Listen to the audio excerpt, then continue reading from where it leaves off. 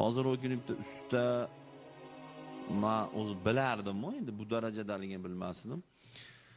Bitta joyda ishlayotgan ekan, endi og'irroq ish. Siz hunar olmaganmisiz desam, "Yo'q, hunarim bor, ustaman" dedi.